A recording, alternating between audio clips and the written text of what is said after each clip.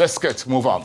Back home to Nigeria, where business executives and member organizations of the Nigeria British Chamber of Commerce met earlier today in Lagos to share their leadership experiences under the country's changing macroeconomic environment. Let's take some experience sharing from the president of the chamber, Ray Atali, and the founder and chairman of ProShare, Olufemi Aoyemi. Experience is superior to textbook knowledge. Indeed, when you put together a number of experiences garnered over time, you will be on your way to writing a bestseller. And it is indeed a bestseller that will have profound impact on whoever that takes time to read it. It's a privilege to take a peek into the journey, the career journey of anyone, especially one who has distinguished himself in every sense of a word. Why did we create this? We share experiences to empower and lift others. You don't have to live through it to know. One candle can light 100, 1,000, even more. You don't have to strike a match 1,000 times for this to happen.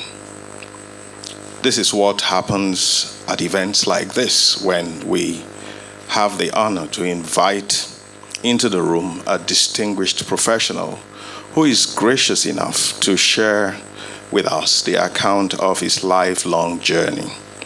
Some would leave here today, some of us will leave here today with new insights, renewed vigor, and strengthened resolve to draw from the lessons learned. And it will in no way help to improve their professional lives. It is safer for you to be rich and anonymous rather than be poor and loud. You have many loud people. True. And the way you know is that it's only when the water goes up, like they say, and you find out how many of us are swimming in nakedness. What we try to do is to try to build something that genuinely can offer impact. The focus is always that what it is we're doing. There are so many examples I can give where it is clear to us that we can make money here. But we may not have the right temperament to make that kind of money. And such, we sometimes lose. I'm sure if somebody takes over from me, they'll probably make more money than I do. But for me, the most important thing is there are three major words. When we started ProShare, there were three major things we wanted to do. To be reliable, to be credible, and to be timely. Now, what does those three things mean? It offers us a competitive edge in the industry, because if we build ourselves on those, we can work with and through people. Yes. And so our concept immediately meant that we were not competing with this day, we are not competing with that. We are not.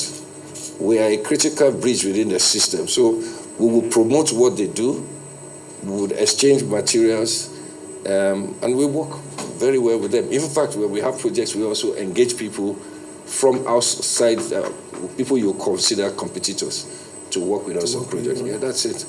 It's about knowledge. Who has the knowledge? Who has the information? Let me come in and say, in the early days of establishing ProShare, what were some of the challenges you faced? We like to talk about challenges here, but challenges and how were you able to wade through them?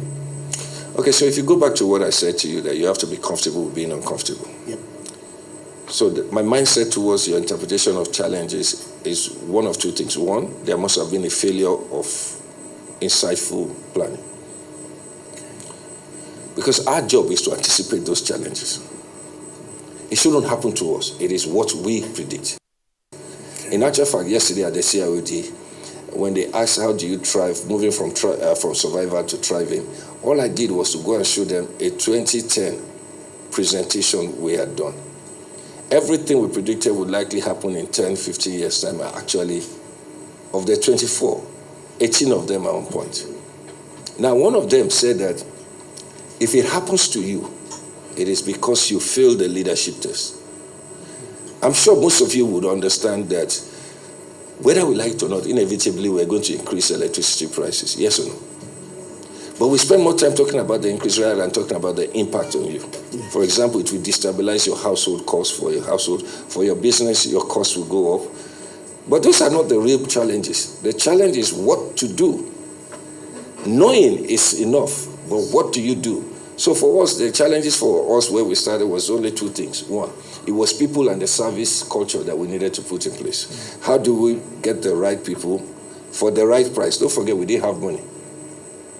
For the right price to do a higher service than what their level is. And so we kept on being very creative in how we did it, including making sure that we did partnership with firms like Philips Consulting.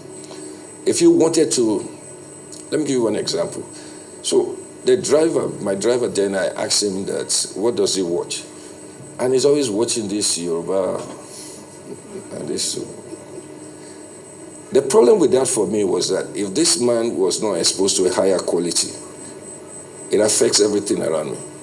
His job is not a driver. His job is to manage logistics for me. So that interpretation of his job meant that I'm going to have to provide him with DSTV in his house. It's not a matter of class for him. It is a matter of him being aware, so he can understand things around me. So I needed to change his horizon so that he can perform better. For example, I'm coming here. Emma is going to work out the time it will take to move from that place to here, my next assignment and whatever. So I don't need a fee.